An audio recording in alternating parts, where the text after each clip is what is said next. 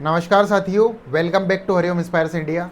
साथियों, हाल ही में पश्चिम बंगाल की जो मुख्यमंत्री है ममता बनर्जी, उन्होंने इस्तीफा देने से इनकार कर दिया है।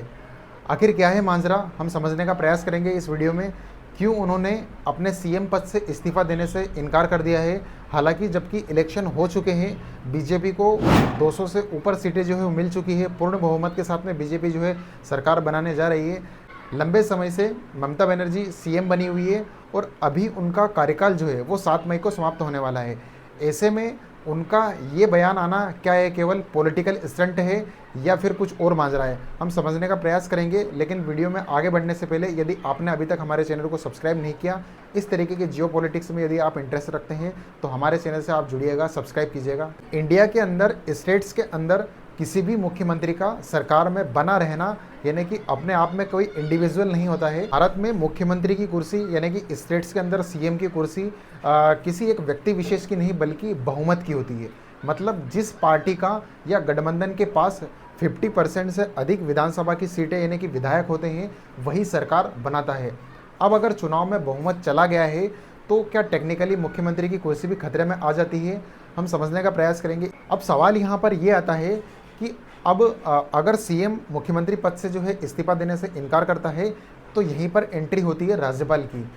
राज्यपाल क्या करता है, वो कहता है ठीक है, अगर आप कह रहे हैं कि आपके पास बहुमत है तो विधानसभा में साबित कर दीजिए कि आपके पास बहुमत है। इसे कहते हैं फ्लोर टेस्ट, यानी कि फ्लोर टेस्ट सिद्ध करना होता है, उसमें अपना बहुमत सिद्ध करना होता है। यदि बहुमत नहीं है तो आप इस्तीफा दीजिए, राज्यपाल खुद इस्तीफा ले लेता है। अब यहाँ ये कंडीशन बन रही है कि ममता बनर्जी ने इस्तीफा देने से इनकार कर दिया है।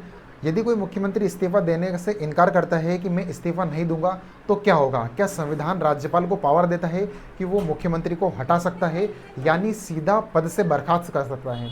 क्योंकि बिना बहुमत के कुर्सी पर बैठे रहना लोकतंत्र के खिलाफ है। अब एक स्थिति और समझते हैं, अगर कोई भी पार्टी बहुमत सिद्ध नहीं कर पाती है, बहुमत नहीं होता है, तब क्या होता है? तब राज्यपाल सबसे बड़ी पार्टी को बुलाता है और कहता है कि आप सरकार बनाओ और बहुमत साबित करो। और अगर उस समय भी बहुमत फेल हो जाता है या बहुमत सिद्ध नहीं हो पाता है तो राष्ट्रपति शासन लागू किया जा सकता है।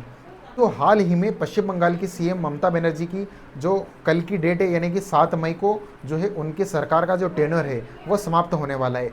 ऐसे में क्या होगा, अब आने वाला समय बताएगा कि क्या राज्यपाल उनसे इस्तीफा मांगेगा या फिर बहुमत सिद्ध करने को कहे या फिर खुद ही पद से हट राज्यपाल संवैधानिक कार्रवाई करने के लिए बाध्य हो जाएगा। क्यों, मेरा ऐसा मानना है इस विषय पर कि ममता बनर्जी को इस्तीफा तो देना ही होगा, क्योंकि कानूनी बाध्यता उन पर लागू होगी।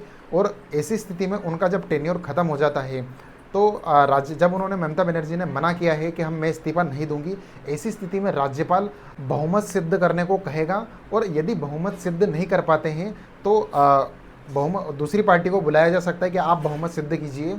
और कंडीशन अगर ऐसी बनती है तो राज्यपाल विधानसभा को भंग कर सकता है, जो कि अनुच्छेद 174 के तहत राज्यपाल जो है विधानसभा को भंग कर सकता है। एक कंडीशन और यहाँ पर बनती है कि जब राज्य के अंदर सरकारें विफल हो जाती है, अपना बहुमत सिद्ध नहीं कर पाती है, किसी प्रकार से शासन को चलाने में असमर्थ होती है, तो ऐसी स्थिति में अनुच्छेद 356 के अंतर्गत जो है राष्ट्रपति शासन को लगाया जा सकता है। बाकी आपकी क्या राय है, कमेंट बॉक्स में ज़रूर कमेंट करके बताइएगा। Thank you so much.